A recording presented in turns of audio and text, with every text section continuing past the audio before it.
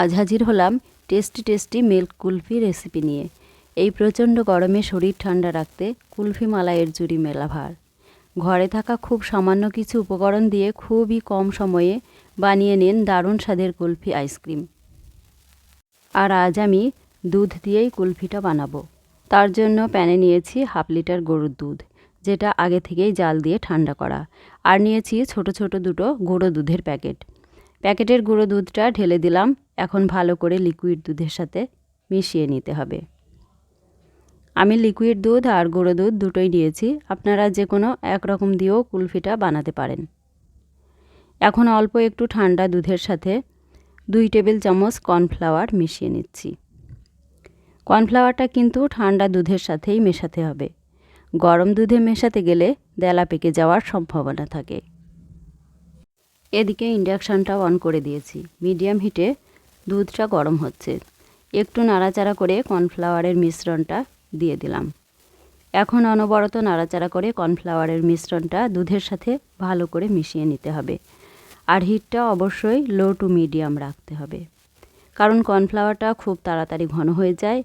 আর high হিটে থাকলে ভালো করে মেশানোর আগেই ঘন হয়ে যাবে। দিয়ে দিয়েছি 1/2 কাপ চিনি। নাড়াচাড়া করে চিনিটাও মিশিয়ে নিলাম। আর চিনিটা দেওয়ার ফলে মিশ্রণটাও একটু পাতলা হয়ে গেছে। এখন ফ্লেভারের জন্যও দিয়ে দিলাম 1 চিমটি গুঁড়ো এলাচের গুঁড়োটাও নাড়াচাড়া করে মিশিয়ে নিচ্ছি। এর সাথে 1 চা চামচ ভ্যানিলা এসেন্সও দিতে পারেন, তাহলে আর এলাচ গুঁড়োটা দেওয়া লাগবে না। সব কিছুই ভালোভাবে মিশে গেছে আর মিশ্রণটাও অনেকটাই ঘন হয়ে গেছে। ইন্ডাকশানটা অফ করে দিলাম, কিন্তু নাড়াটা থামানো যাবে না। এইভাবে নাড়াচাড়া করে দুধের মিশ্রণটা ঠান্ডা করে নিতে হবে। ঠান্ডা তো হয়ে গেছে। এখন কফি কাপে মিশ্রণটা ঢেলে দিচ্ছি।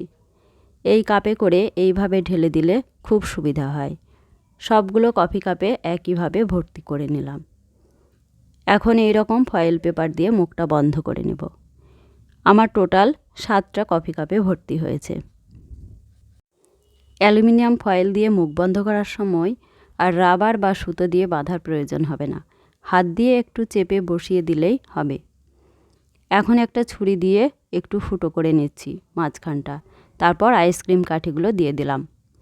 একইভাবে সবগুলো রেডি করে নেব। তারপর হোল নাইট ডিপ ফ্রিজে রেখে দেব। অবশ্য 5 থেকে 6 ঘন্টা রেখে দিলেও কুলফিগুলো জমে যায়।